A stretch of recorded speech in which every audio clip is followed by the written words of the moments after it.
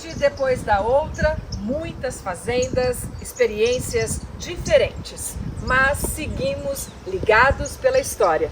Na nossa visita de hoje em Batatais, vamos conhecer a Rota das Sensações. A primeira parada é na Fazenda Morada da Prata, onde tem uma proposta de museu muito interessante. Prepare-se porque na Fazenda do Alho a aventura é garantida. E como o nosso guia é biólogo, durante a trilha houve muito aprendizado. E se a rota é de sensações, tem que ter aroma. E é isso que tem na Fazenda Santa Olinda. E tem muito mais. Vamos te mostrar duas produções de cachaça. A primeira tem muito compromisso com o ambiental. E a segunda é no Engenho Novo, uma tradição de pai para filho. Muita coisa, né? Então não sai daí. Vindo de Ribeirão Preto, antes mesmo de entrarmos em Batatais, na primeira saída da estrada, viramos rumo à Fazenda Morada da Prata.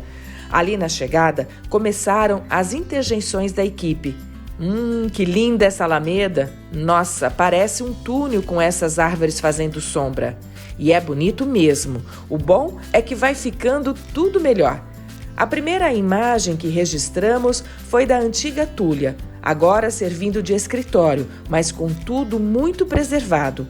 Antes de entrarmos, diversas coisas chamam a atenção, desde a escadaria edificada com tijolos antigos, retirados do prédio quando foram abertas as janelas novas, até um espaço para reunir ao redor da fogueira.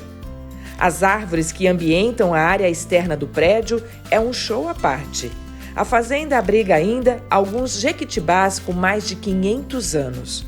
A conversa com o Arnaldo, que é arquiteto e proprietário da fazenda, começou ali fora mesmo. Vocês já estão no café há 5 gerações e nessa propriedade desde a década de 1930, é isso? Exato. Meu avô adquiriu a fazenda em 1936. E de lá para cá passou para minha mãe e mais recente para mim. E a sua família tem lá atrás, uma relação com o rei do café, Henrique Dumont. Sim, o rei do café foi o pai do meu bisavô. E aí então não tinha como não seguir pelo café, né? Não era uma opção. Ele seguiu a história, né? Abriu outras fazendas, abriu fazendas em Ribeirão Preto e minha avó, né? Filha dele, casada com o Plínio, eles adquiriram essa fazenda aqui em 36 e desde lá está com a gente. Bem, esse cuidado seu com a história, com a preservação, vem de algum momento especial, um apreço? Eu diria que vem mais recentemente, assim, quando eu comecei a trabalhar aqui na fazenda, que fazem cerca de 10 anos, né? Eu comecei a me aproximar mais da história. Minha mãe sempre teve muitas coisas, guardou muitas coisas. Meu avô já guardava, depois passou para ela. Ela tem um acervo muito grande e esse acervo estava meio parado.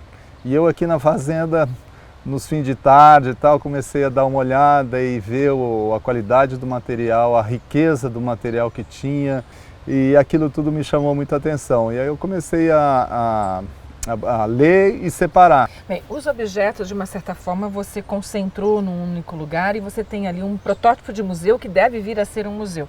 Mas a fazenda em si é um museu histórico, porque você tem a arquitetura preservada. Exatamente. A Túlia, que é um prédio de quase 100 anos, estava fechada, ela ficou fechada por 25 anos, porque em determinado momento minha mãe resolveu tirar o café e ficou parado a estrutura de café. A história, a gente vê que ela é muito realmente preservada quando você dá vida para ela, né? É difícil você ter um lugar fechado e guardado, assim.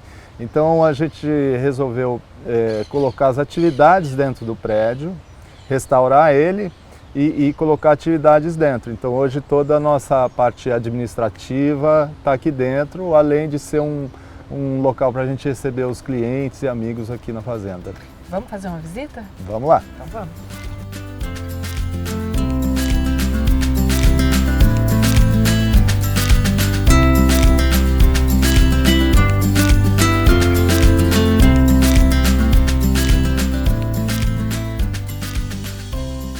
Bem, o que é o detalhe que mais te chama a atenção aqui de dentro desse espaço? Eu acho que é o espírito de aconchego. Como foi abrir os documentos, abrir os objetos, né? Lembranças? Como é que foi esse momento, na hora que você estava decidindo organizar tudo isso? Mas tinha muita coisa assim que chamava muita atenção. Uns livros, trabalhos de documentais, assim, por exemplo, tem um livro coincidentemente, um dos sobrinhos do Santos Dumont, ele era agrônomo e pesquisador, e a Secretaria da Agricultura de São Paulo encomendou um trabalho de como estava o café no mundo. Isso em 1924.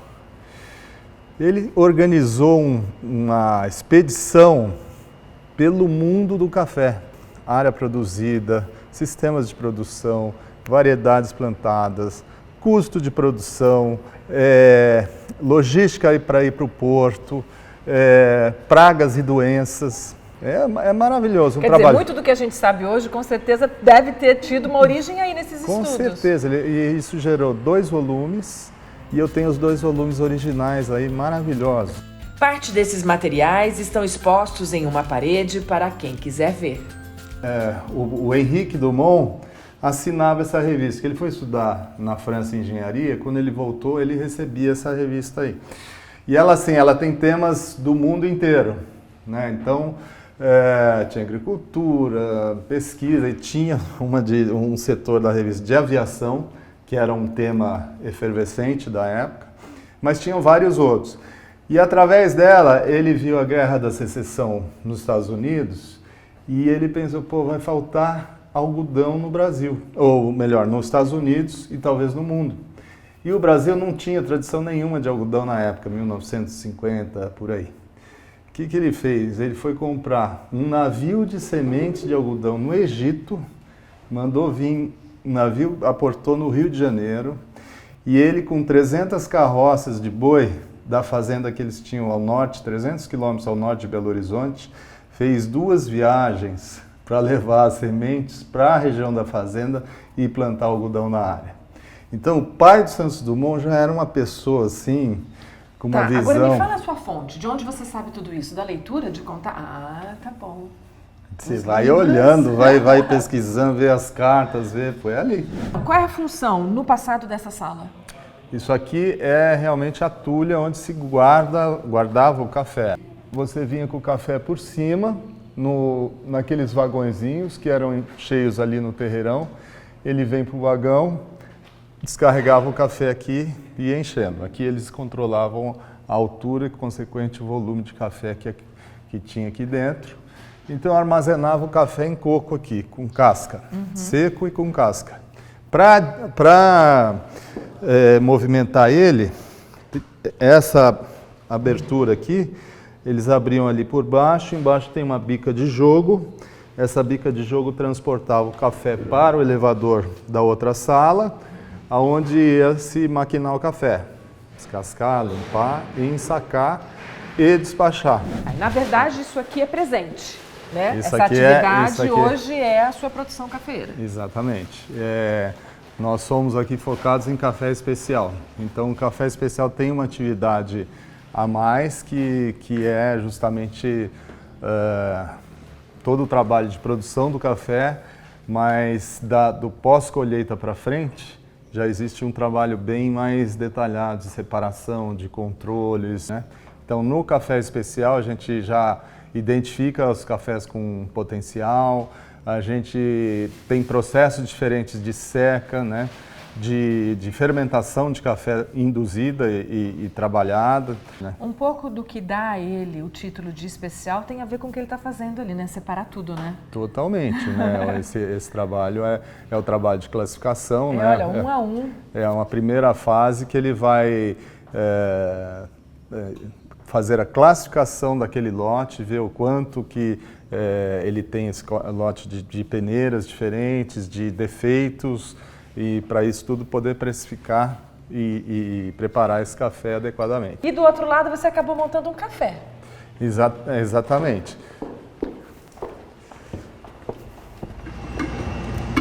Aí esse café que eu vou fazer para vocês agora já é dessa nova safra, é um arara, café natural. E aí a gente está mostrando para o pessoal de casa a rota das sensações, né? Então tem que ter aroma, né? Tem que ter o aroma. Então aí esse café aqui ele tem um perfil mais adocicado, um amanteigadinho, vai lembrar aquela sensação que você tem na boca quando você come um pãozinho com manteiga na chapa.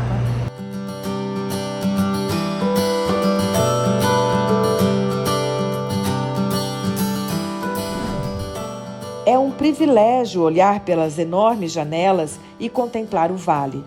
Ou sair por uma das portas e do deck estrategicamente construído para servir de mirante e se sentir parte de toda aquela natureza. Do outro lado, o antigo terreiro ainda em uso, o maquinário para lavar o café e um bom exemplo de sustentabilidade. Como se não bastasse todas essas referências históricas ali reunidas como uma relíquia do tempo, a propriedade tem uma natureza generosa.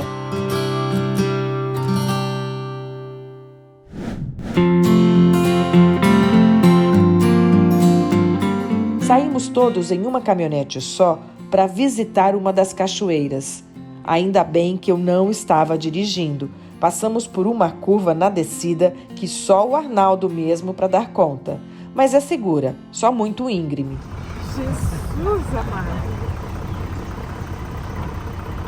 Eu não ia fazer isso. O Rio da Prata fica pertinho, menos de 5 minutos. O som contínuo da pequena correnteza de água em queda livre pode ser ouvido da Tulha. A área verde de preservação é o lar de muitos animais, tantos que o Arnaldo encomendou um inventário para conhecer melhor as espécies que vivem ali.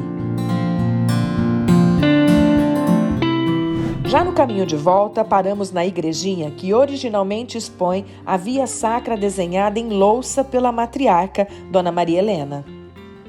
Essa capela ela é mais nova do que a propriedade rural, mas tem história para contar. Tem sim. A mãe do Arnaldo, sempre muito religiosa, né?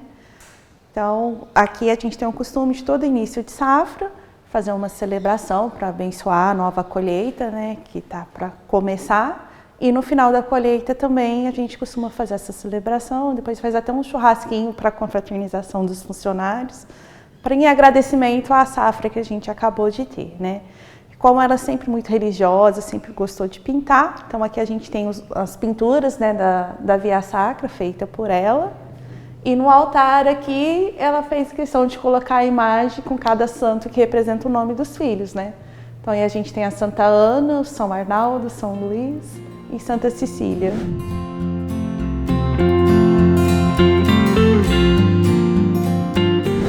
Nem voltamos para a estrada porque a nossa segunda parada era em uma fazenda na vizinhança. Antes do proprietário Fernando aparecer, fomos recepcionados por perus, galinhas com topetes, pavões, galinhas de Angola. E cachorros, claro, vários. Fernando, isso tudo deixa a coisa mais alegre, né? Deixa. O pessoal gosta de vir, ver animal para lá e para cá. E é uma válvula de escape pra gente, né? Você está aqui na fazenda desde 2011 e foi por acaso que você resolveu abrir a fazenda para receber as pessoas, para conhecer a história e também para se aventurar? Quando a gente já comprou com a estrutura, né? Mas estava tudo deteriorado. Mas a gente sempre teve essa vontade de uma hora restaurar, recuperar o máximo possível para poder compartilhar com os outros. A história que a gente conta aqui é a do café. Pelo que a gente conhece nos relatos e tudo mais, desde o início ela foi uma produtora de café.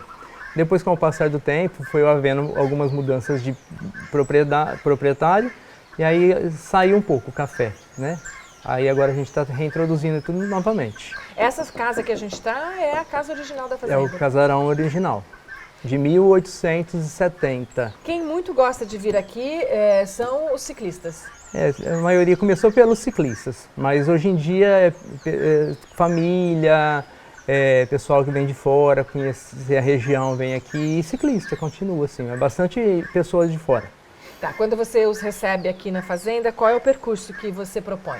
Então a gente sempre começa com a acolhida, né? A gente recebe o pessoal aqui, conta um pouquinho da história, o que a gente sabe nos nossos relatos. Aí mostra um pouquinho da propriedade aqui da sede, terreirão, casarão, pomar. E aí depois a gente faz um tour pelas trilhas que levam até as cachoeiras. Tá, e a Fazenda do Alho tem uma explicação pro nome? Tem, Então, a gente descobriu também. Então a gente descobriu assim, que no passado, quando os desbravadores vieram para essa região, então eles vinham com as comitivas, trazendo gado, alimento e tudo mais. E aqui na fazenda existe uma árvore de pau-d'alho gigante. E eles paravam para descansar, para se alimentar. E aí eles toda vez servia como uma referência. Onde a gente vai parar? Ah, na fazenda do pau-d'alho, na fazenda do pau-d'alho.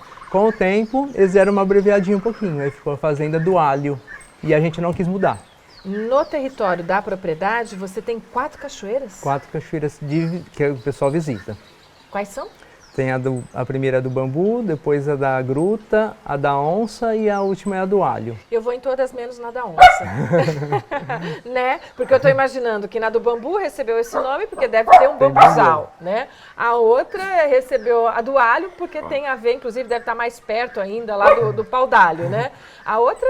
A da Gruta, que ela a tem da uma gruta bonita, a da Onça a gente pula, né? Porque não quero encontrar nenhuma amiga por lá, né? Lá a gente deu esse nome porque eu tenho as câmeras que filmam os animais, eu coloco.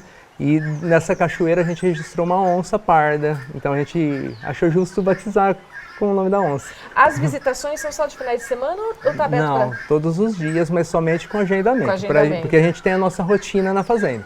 Então com o agendamento eu consigo me encaixar em cada visita para poder dar atenção.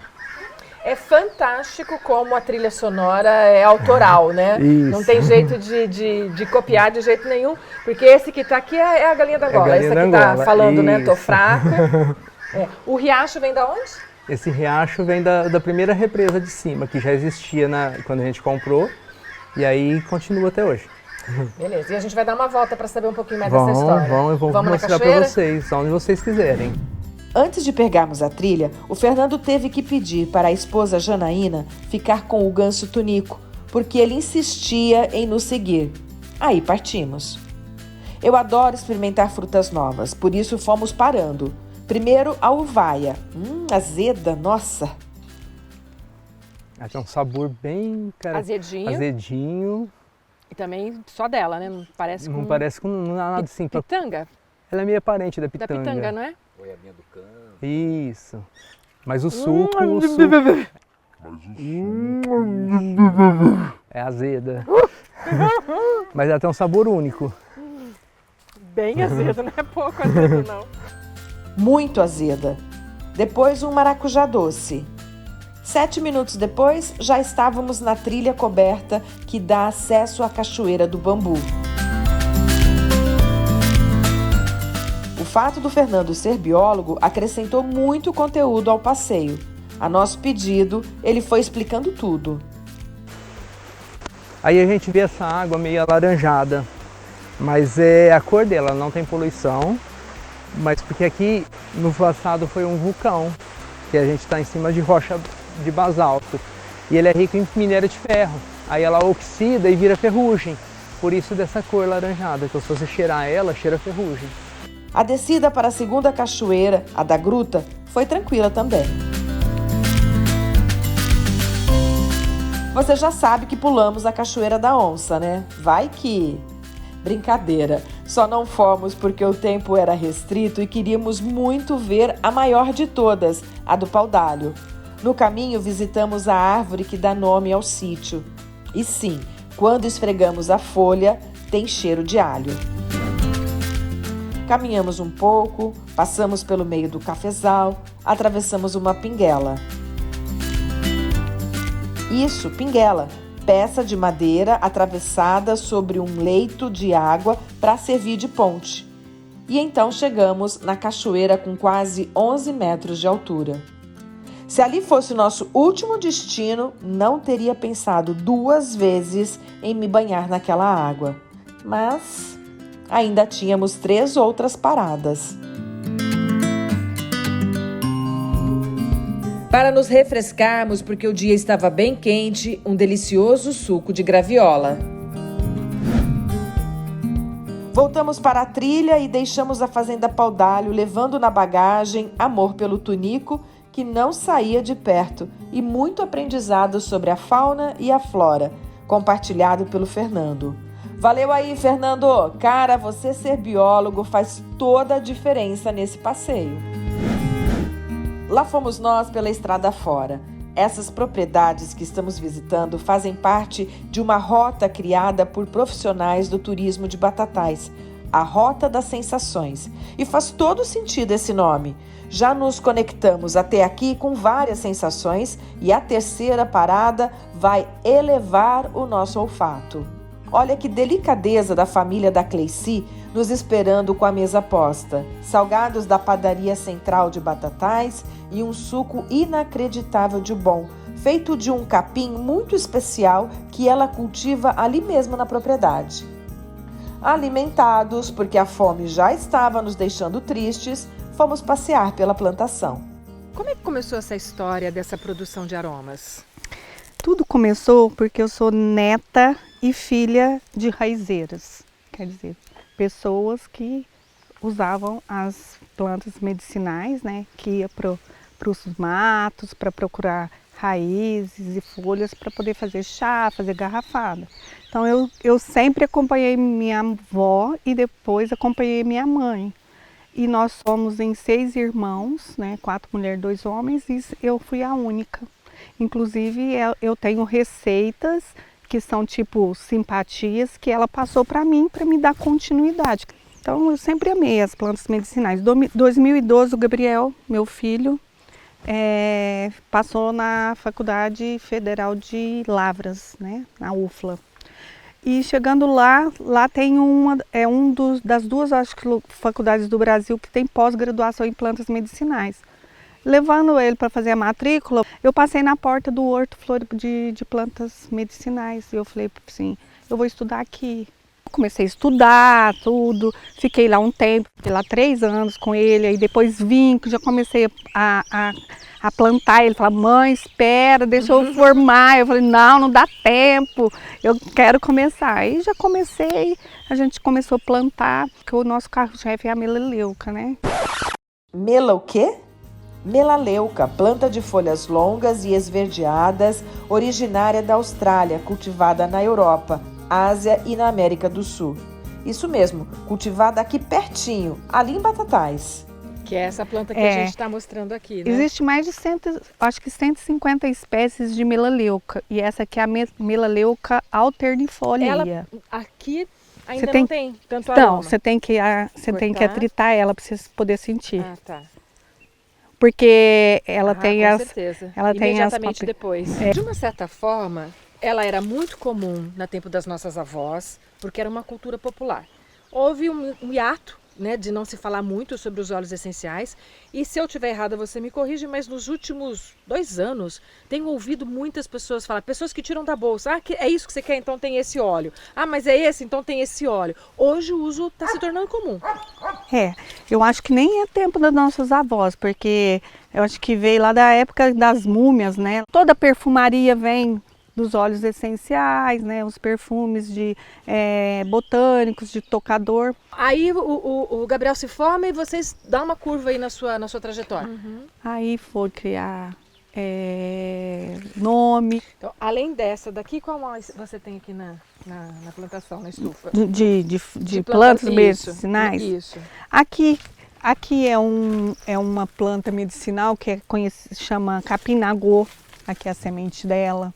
Também é uma planta de origem meio mais para ritualísticas, óleos mais místicos. Olha aqui, esse aqui que é o capim que serviu de base daquele suco delicioso. Óleos essenciais não são baratos, mas agora eu sei exatamente por quê.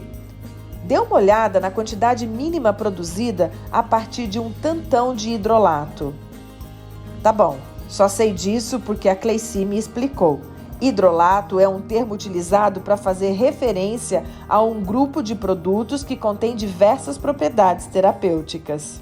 E quem que é o seu cliente final? Olha, aromaterapeutas, mães desesperadas que as crianças não dormem, pessoas de idade com dores articulares, fisioterapeutas que usam o óleo na massagem para obter alívio, né, nos seus pacientes. Já que estamos na rota das sensações, nesse negócio de mãe e filho, são muitas. Cleici parece ser toda a emoção e Gabriel razão. Gabriel, e como é essa ideia de repente, as pessoas viverem uma experiência turística vindo até aqui para conhecer um pouco dessa história toda dos aromas? Ela é muito pedida, né? Os nossos clientes hoje querem saber a origem, né? Não quer só o produto em si.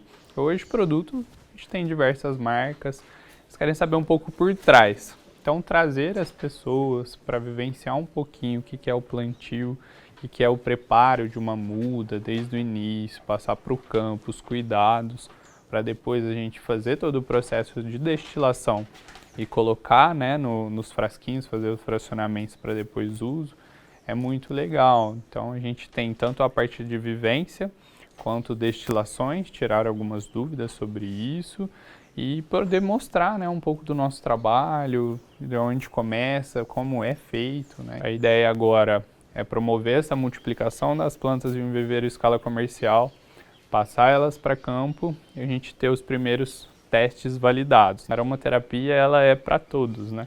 A gente sempre tem esse intuito, né, de trazer a acessibilidade, trazer a saúde, trazer o bem-estar, né, para todas as famílias aí. Tchau, gente. Foi um prazer conhecer o trabalho de vocês. Nossa caminhonete estava totalmente aromatizada quando voltamos para a estrada, agora rumo à Fazenda São Geraldo.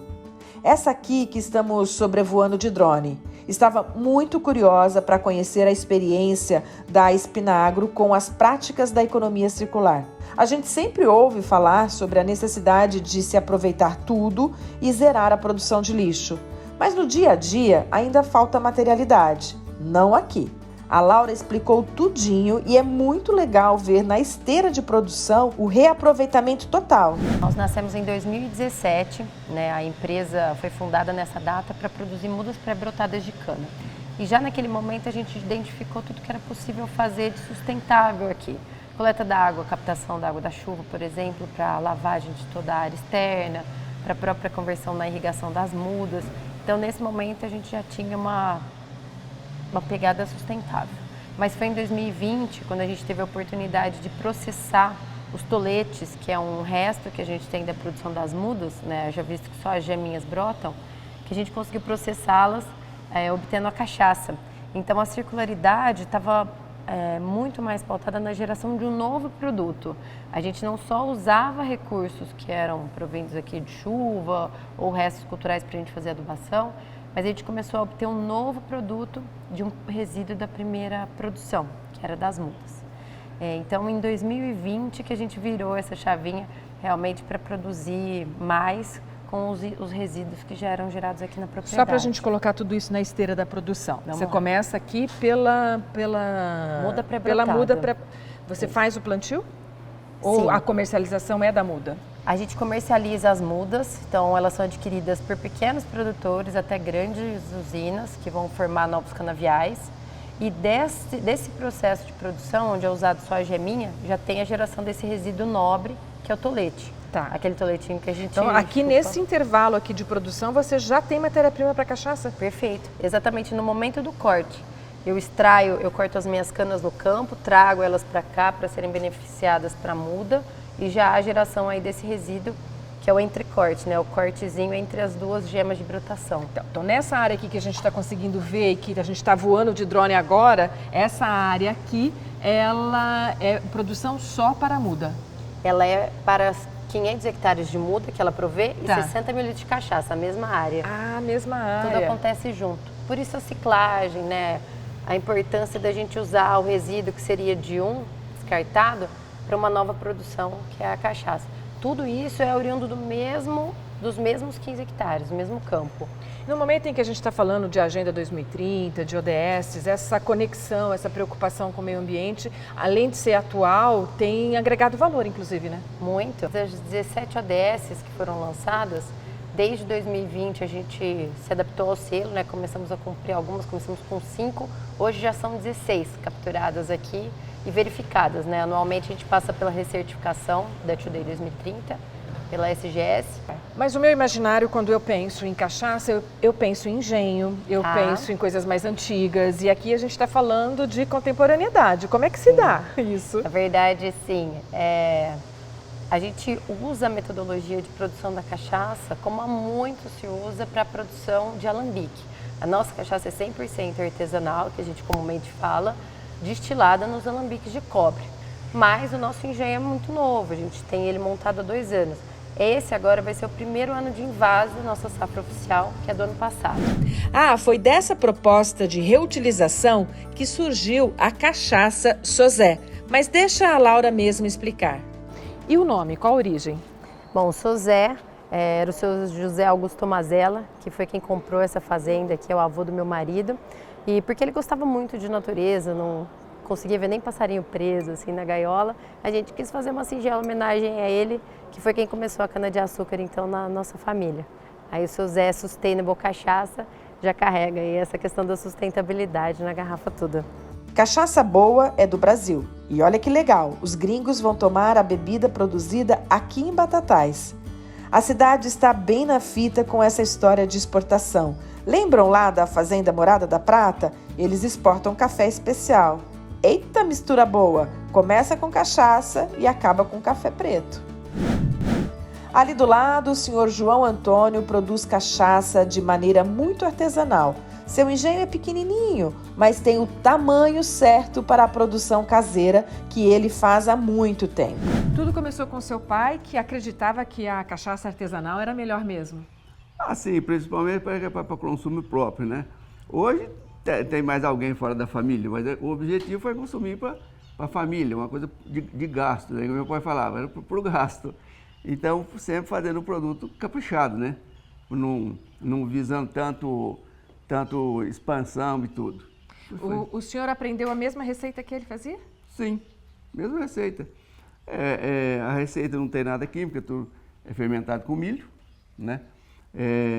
Com muito capricho, que mesmo fermento natural precisa ter muito capricho para não estragar o produto final, mas é sempre o original. E o que difere uma da outra? O senhor tem uma mais avermelhada, uma quase amarela e uma branquinha. O que é a diferença dela? As diferenças de cor da branquinha é os derivados. É o derivado dela, né? Porque no caso a mais escura ali é o licor, sim, né? A amarela vai no barril de carvalho. É o derivado da branca. Ah, então da branca é a matriz ali. Depois dela o senhor faz algumas derivações e aí saboriza de forma diferente, tem outro contexto, outra textura, inclusive. Sim. Porque licor, né? Que você citou a textura, é bem diferente a textura. A cachaça branca ou amarela, a textura vai ser a mesma, né? Então, aí depois ainda tem a gente trabalha com algum tipo de batidas também, que essa eu não estou mostrando agora. Mas, vou falar, o forte, o que a gente trabalha mais é a cachaça. É a cachaça. E o senhor tem uma favorita ali? Essa eu deixo para os clientes. Ah, muito boa resposta. E essa mesma é a resposta que tem que dar. Agora, o processo de produção, né? A cana já chega, onde é que o senhor faz essa produção toda? Bom, aqui nós estamos vendo só a destilação, que é a fermentação hoje está parada, né? Mas ela tem a moenda que é aqui do lado, vem para a fermentação. E depois de fermentado, a gente traz o caldo para cá, né? Produção de cachaça é fácil conhecer, né? É fogo, resfriamento e sai, né? Mas não é uma coisa tão simples, pôr fogo e esperar sair, não. Tem as técnicas, né, que se precisa ter. Aí que vale, né? Aí que vale o aprendizado adquirido. Exatamente. A gente sempre zelou por um bom produto. Esse aqui é o licor de jabuticaba. Exato. Então sai da fermentação da cachaça com o melaço melado ali da jabuticaba, junta tudo e esse é o produto final. Não, depois da cachaça pronta, você põe ela na jabuticaba para curtir, para tirar o sabor, a cor do sabor, né? Depois dela curtida, que não tem tempo determinado, então é adicionado o doce. Independente daqui, depois da cachaça pronta que sai o licor. Agora conta, a jabuticabeira está aqui mesmo no sítio? Alguma coisa. É? Vou experimentar, hein? À vontade. Eu fiquei com vontade de experimentar porque eu adoro jabuticaba. E é bom, né? É bem docinho, mas é bom. Acabamos a visita de Batatais fisicamente bem cansados, mas como tinha sido tudo muito bom, voltamos tagarelas na caminhonete, relembrando as cenas do dia.